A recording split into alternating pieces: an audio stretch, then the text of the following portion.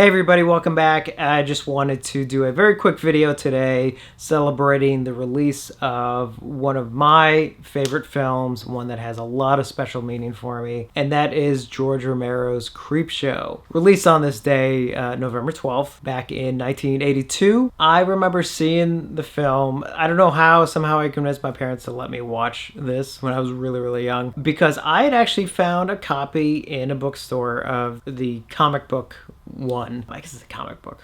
I mean, technically it's a comic book of it. And I became so fascinated by it that, you know, when I saw that it was a movie, obviously I had to see the movie. And the funny thing is, it scared the daylights out of me. I mean, I barely got through the crate. In fact, I think it took me actually a couple years before I could actually sit and watch the crate by myself. But one of the special things about Creepshow for me is the fact that it was the film that really introduced me to George Romero, where I took notice of his name as the director. For me, it really was the film that also introduced me to Stephen King, and even other people like Tom Savini and sort of the Romero clan, as it were. And it's also one of those films that I saw so young that it was really one that I really think sort of helped sort of secure my love of. It's the one that I think really helped me fall in love with the genre. And obviously when you love something, you always tend to surround yourself with it, and needless to say, Creepshow is definitely no lack of that in any means. As I mentioned in other videos, probably one of the newer things I have is the my little Creepshow pillow here that I keep in the movie room that I got from John Kittley's Crypt. Don't forget to buy his book. And over the years, I've picked up things like obviously I have a couple different posters. I have the teaser poster, which I'm getting autographs on. I have a couple good ones on there. Luckily, I do have Romero on there. Lucky, I think I've gotten Romero on everything I could ever possibly have wanted, you know, before he passed. Obviously, and Creepshow is one of them. I have the one sheet, and the interesting thing about the one sheet that I have is it's a 30 by 40. 30 by 40s were printed a lot during the 60s, 70s, and sort of early 80s.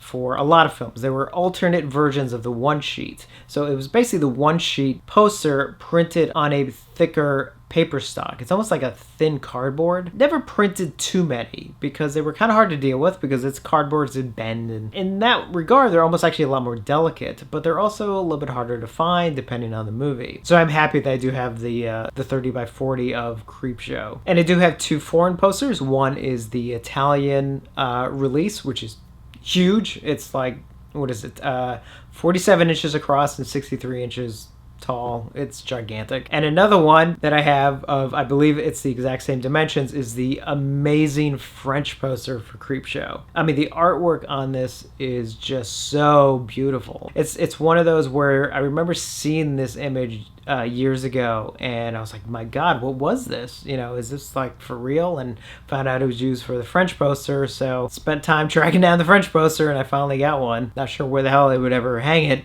that size, but I don't care, it's Creepshow, so that one's keeping in my collection. And then other things include the lobby card set, which I've had for a while. One of the things I lucked out on several years ago is the original press kit, which is really cool. It's complete, you know, it has the folder, it has all the info, and it has several stills. Even the soundtrack, I mean, I love the score, but like that's one I have a couple different releases of.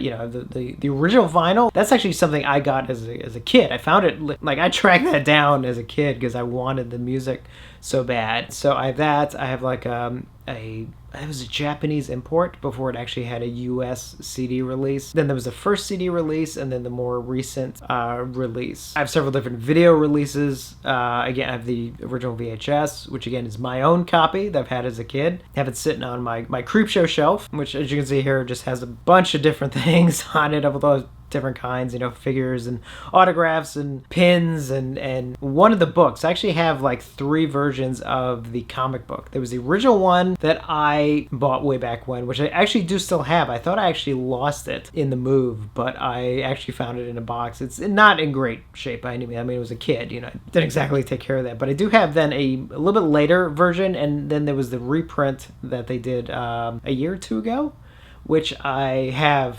as well. But yeah, my Creepshow shelf has like a bunch of stuff on it. And there'll be more. In fact, I included this in a recent video as well. One of the figures, the more recent one, is of course the crate figure. I'm not sure how the hell I'm going to fit it on that shelf. I swear I need like another Creepshow shelf now, which is probably not a bad thing. Obviously I have countless shirts. I mean, I'm sure in different videos you've seen me. I have a lot of Creepshow shirts. Obviously most of them probably come from Fright Rags, but then actually even the one I'm wearing, as you can see here, got a Fright Rags shirt. And then my friend Lix made this amazing hoodie that I'm wearing now that's got, it's probably hard to see, but it's got like quotes on the sleeves and all kinds of stuff. I love this hoodie. And if you guys never saw the video, one of the things that I got, oh gosh, when was that? Last year? Or was that 2 years ago? I can't remember now. Everything's a blur. I want to say it was last year.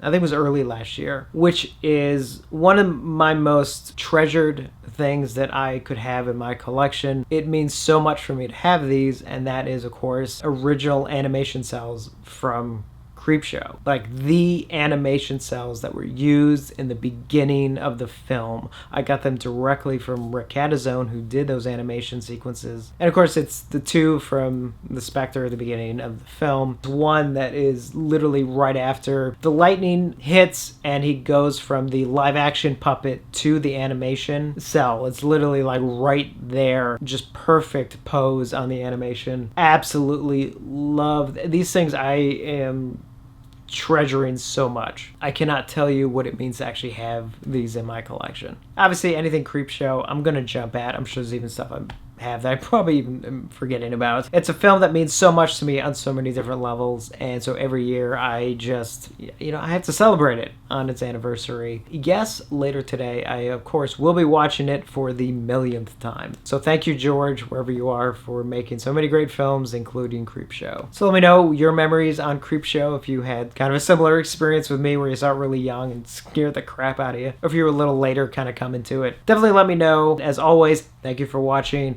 I will see you on the next one.